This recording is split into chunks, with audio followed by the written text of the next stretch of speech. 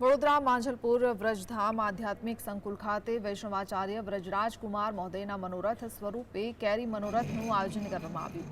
આ મનોરથમાં પ્રભુને 11,000 કેરી અર્પણ કરવામાં આવી હતી। આ અલૌકિક આયોજન વ્રજધામ આધ્યાત્મિક સંકુલના પાટોત્સવ નિમિત્તે કરવામાં આવ્યું હતું।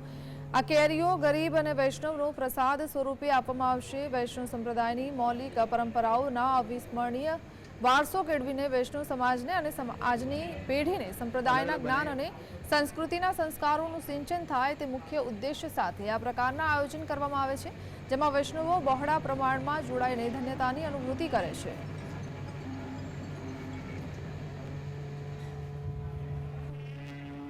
આ સંકુલમાં હજારો વૈષ્ણવની આસ્થા જોડાયેલી છે, ત્યારે અનેક વૈષ્ણવ અહીંયા પરિક્રમાનો પણ લાભ લેતા હોય છે। આજે આમ્રોત્સવનું ભવ્ય આયોજન, ઠાકોરજીને કેરીનો ભોગ ધરવામાં આવ્યો છે। આ કેરીનો પ્રસાદ વૈષ્ણવને તો પ્રાપ્ત થશે જ, પણ સાથે સાથે ગરીબ જનોમાં પણ આ આમ્રફળનું